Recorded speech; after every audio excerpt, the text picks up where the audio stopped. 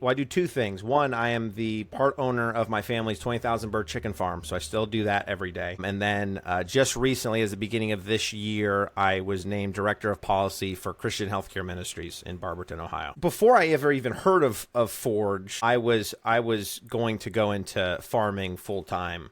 That was what I had made up my mind that I was going to do. I was not going to go to college. I mean, frankly, through God leading me, showed me that, well, maybe you should, consider doing something else. Forge was another one of those steps where it's like, oh yeah, after I was done with the Forge Summit, I was like, yes, I definitely need to get a degree, take this seriously, and pursue a political career and see where it takes me. The most significant part of Forge for me was the level of professionalism and just the quality of the people that come into just the summit. I'm not even talking about the academy.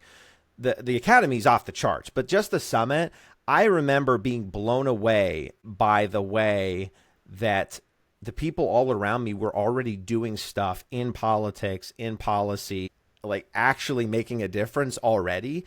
But I was blown away by how prepared everybody was, how motivated everybody was to actually move forward common sense, good conservative policy that I hadn't seen anywhere else, which is really the reason that made me go on to go to the academy, because I knew the quality of people I was going to get to be around, but also to be involved in Forge going forward, because I know that everybody following me is of that same caliber. So that was a really big deal, especially compared to if we're talking about where dollars should go. If I'm somebody who wants to give to different groups or to different, conservative conferences, to me, it's a no-brainer that you should give to Forge, because the highest quality of conservative is going to be attracted to Forge. In the book of Daniel, you have 3 stories of where these Hebrew men make these decisions.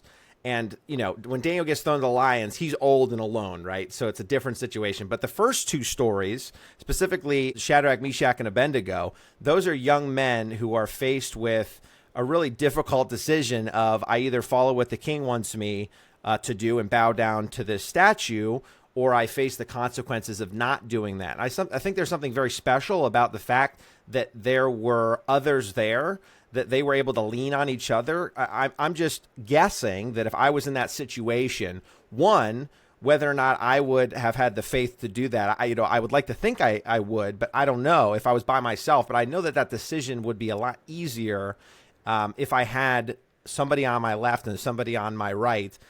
Which I guess in a roundabout is one of my favorite things about Forge, is that I think it provides that Meshach had Shadrach and Abednego to go with him, whereas if it was just Shadrach, Meshach, or Abednego singly, we might not even have had that wonderful story of not only showing how God provides for people who stand firm in his truth, but also just in the way that how regardless of the circumstances, that's what you should do. Even if, it says, even if God doesn't save us, we will not bow.